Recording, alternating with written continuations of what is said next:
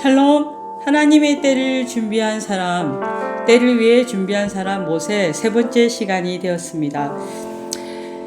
여러분은 지난번에 모세를 통해서 하나님께서 그 얼굴에 준수함, 그리고 그 일을 통해서 부모님은 하나님의 계획이 있을 것이다.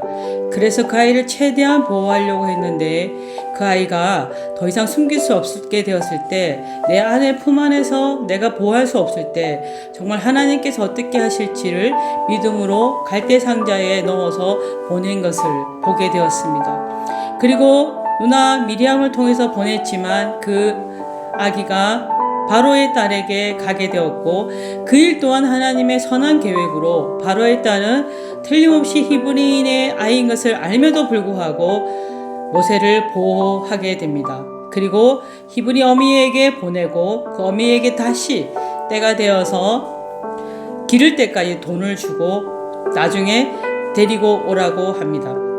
오늘은 우리가 그 모세를 최고의 문물에, 하나님께서 모세를 통해서 이스라엘을 구원하실 때 어떻게 그들을 가르쳐야 되고 그 무리들을 어떻게 대오를 이루어서 군대처럼 나가게 해야 되는가, 그리고 하나님의 음성을, 하나님이 어떤 분인지를 알지 못하는 그 백성들에게 하나님의 음성을 직접 듣고 그것을 글로서 돌에 새겨서 넣지만, 그러려도 상형 문자일지라도 그것을 듣고 또 기록할 수 있는 능력은 그 당시 이집트 문명에 있는 최고의 학교 왕궁에서 알 수 있었던 것입니다. 그래서 하나님은 그 일을 위해서 모세를 궁전에 보낼 수밖에 없었습니다. 그러나 그것은 결코 쉬운 일은 아니었을 겁니다. 그것을 따라가기 위해서, 그리고 자신이 유대인이었기 때문에 자신은 이 이집트에 언제든지 버려질 수 있다는 위기도 느끼게 되었을 것입니다. 그게 사도행전 7장에서도 나오지요. 그럼에도 바로 모세는 최선을 다해서 바로의 교육을 맞춰 나갔을 것입니다. 그런데 여러분, 우리가 교회를 다니면 이런 말이 있습니다. 예수 그리스도를 당신의 구주로 받아들이면 당신의 모든 문제가 해결된다는 말을 들을 때가 있습니다. 또 어떤 경우에는 교회를 가면 모든 문제가 해결된다라고 말을 들을 때가 있습니다. 그 말은 맞는 말입니다. 그러나 또 그 말은 어찌 보면 틀릴 수도 있는 말입니다. 왜냐하면 교회를 간다고 해서, 예수님이 인격적으로 영접했다고 해서 고난이 없습니까? 있습니다. 저에게도 예수님을 인격적으로 영접하면서 쉽지 않은 과정들을 거쳤던 것을 봅니다. 이 영상을 보는 여러분들도 그러한 시간을 거치지 않으셨습니까? 이와 마찬가지로 우리 모세에게서도 그 궁전에서, 그러나 그는 자신이 정말 힘들고 어려운 것들을 해서 숨기면서, 그리고 자신의 신분을 숨기면서 그 궁전에서 살아남아서야 했습니다. 오늘 성경에 출애굽기 2장 11절부터 25절을 했지만 참고 구절 시편 119편 67절 71절을 잠시 보겠습니다. 119편 67절에 보면 이렇게 표현되어 있지요. 고난 당하기 전에는 내가 그릇 행하였더니 이제는 주의 말씀을 지키나이다. 그리고 또 71절에는 이렇게 나와 있습니다. 고난 당한 것이 내게 유익이라. 이로 말미암아 내가 주의 율례들을 배우게 되었나이다. 이 두 가지에 통해서 고난이라는, 어려움이라는, 실패라는 그 개념이 자신에게 어떤 유익을 주게 되는가에 대해서 시편 기자는 말을 하고 있습니다. 이제 우리는 성경적 실패의 전형인 모세에 대해서 한번 생각하려고 합니다. 왜 크리스마스를 준비하며 또 모세의 이야기를 할까? 그것은 모세는 오실 예수님에 대해서 예수님이 오시기 전에 구약 백성들에게 예수님은 이런 분이야. 예수님은 이렇게 해주실 분이야. 우리에게 이런 일을 위해서 오셔서 라고 보여주는 모형의 전형이었습니다. 예수님이 오셨음에도 그들은 예수님이 하신 말씀보다 모세의 율법을 더 중요하게 여겼던 백성들입니다. 그러므로 여러분, 모세를 연구하는 것은 매우 중요한 일입니다. 그런데 그 모세가 완벽했느냐? 아닙니다. 실패와 어려움이 있었습니다.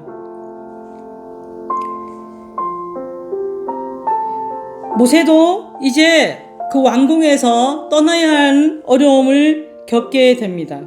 어떤 일이 벌어졌냐면 모세가 출애굽기 2장 11절에 모세가 장성한 후에 한 번은 자기 형제들에게 나가서 그들이 고되게 노동하는 것을 보더니 어떤 애굽 사람이 한 히브리 사람 곧 자기 형제를 치는 것을 본지라 라고 하는 것입니다.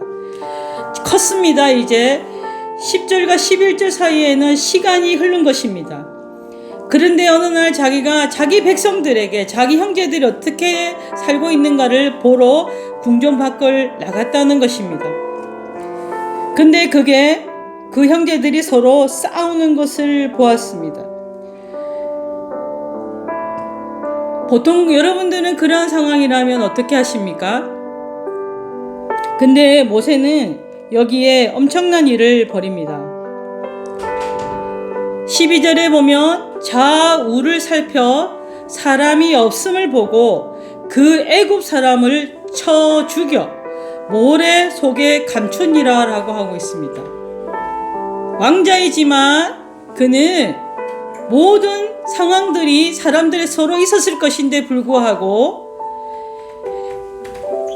자기의 형제 유대인이 애굽인을 죽인다는 것을 보고 그대로 그는 죽여버린 것입니다.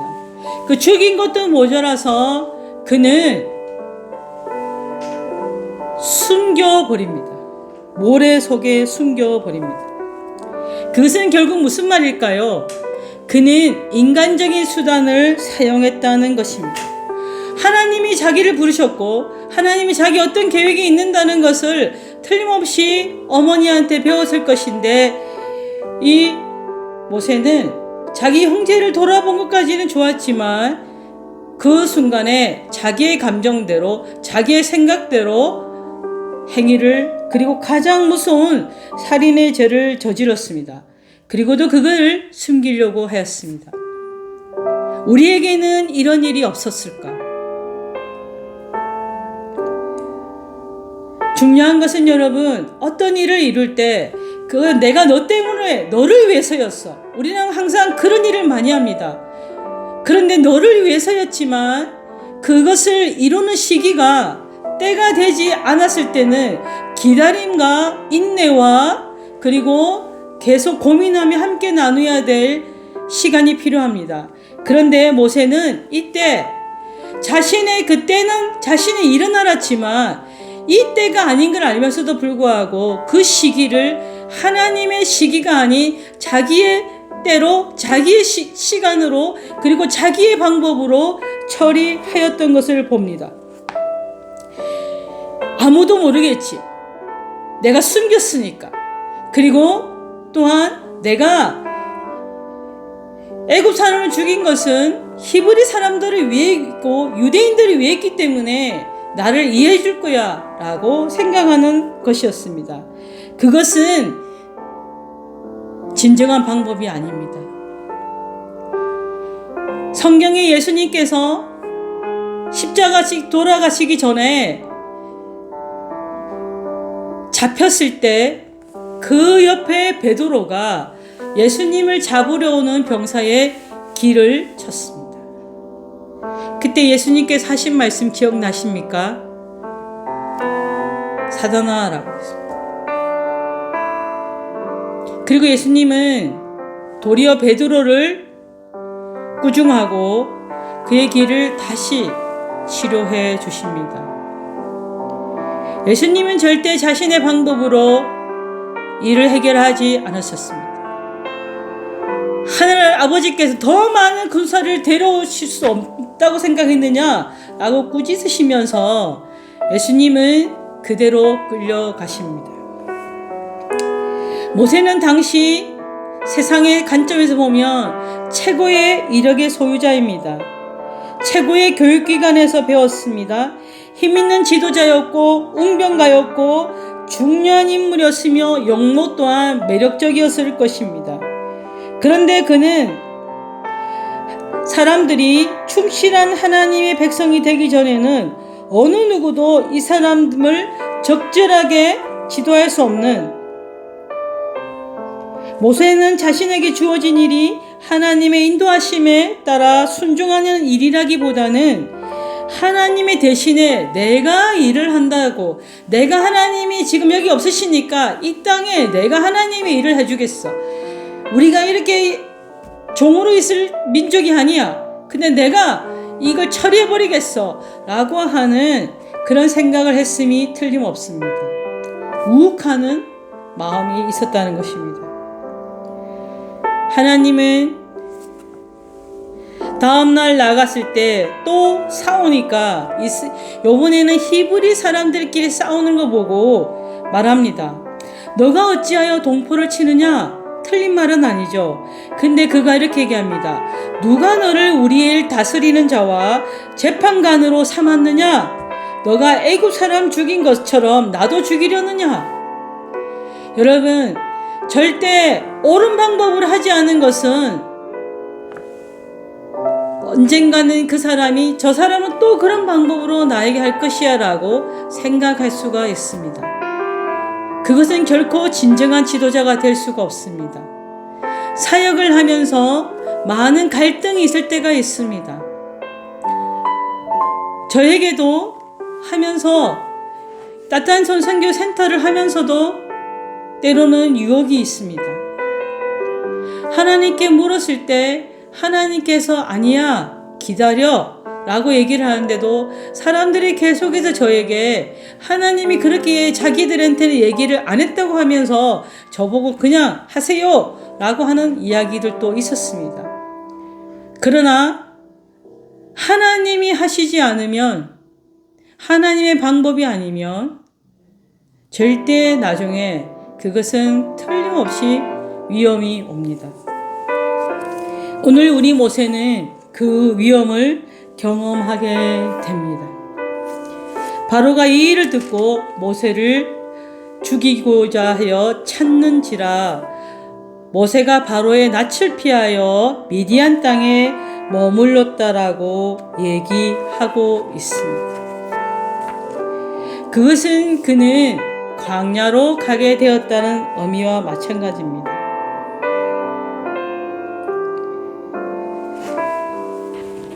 사도행전 7장의 이 상황을 우리 스데반은 어떻게 표현하셨느냐?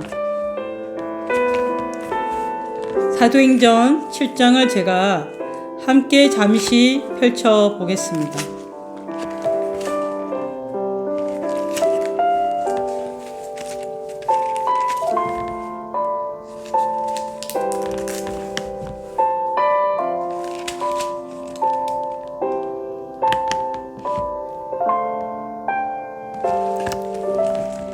(7장 23절에) 나이가 40이 되매 그 형제 이스라엘 자손을 돌볼 생각이 나더니 한 사람이 원통한 일 당함을 보고 보호하여 압제 받는 자를 위하여 원수를 갚아 애굽 사람을 쳐 죽이니라.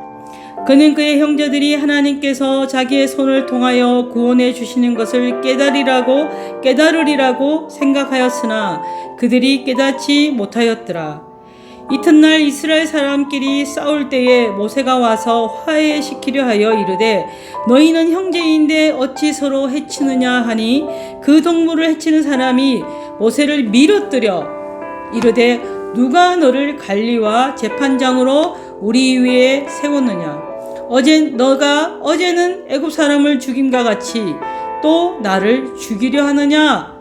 하니 모세가 이 말 때문에 도주하여 미디안 땅에서 나그네 되어 거기서 아들 둘을 낳으니라. 미디안 땅에서 나그네 되어 라고 되어 있습니다. 그리고 30절에 40년이 참에 천사가 시내산 광야 가시떨기 불꽃 가운데에서 그에게 보이거늘 할 때까지 그는 미디안 광야에 있습니다. 광야, 미드마르라고 합니다. 히브리 단어는 광야, 미드마르는 뭐라고 되어 있냐면 말하다, 다바르라는 동사에서 유래되었습니다. 광야, 미드바르라고 하는 히브리 단어는 말하다라고 하는 다바르 동사에서 유래되었다는 것입니다. 광야는 하나님이 계시지 않는 곳이 아니라 침묵하시는 곳이 아니라 오직 하나님과 대화하며 하나님의 금성 속에서 살아가는 그곳입니다.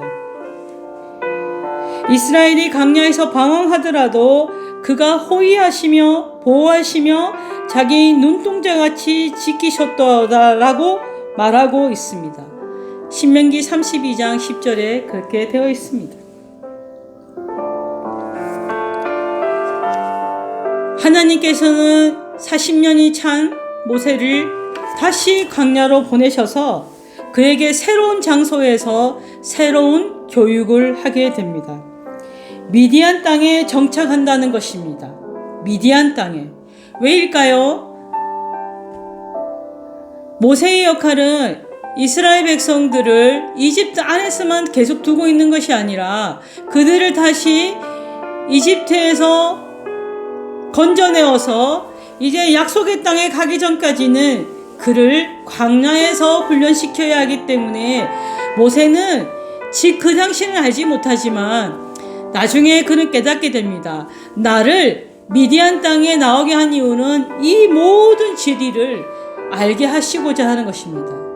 왜냐하면 이스라엘 백성을 광야로 내어서 40년 동안 다시 훈련할 때 장인 이드로가 떠나려고 할 때 아직 당신이 더 필요합니다. 당신이 우리에게 갈 길을 더 가르쳐 주셔야 합니다. 라고 말하는 거 보면 알 수가 있습니다.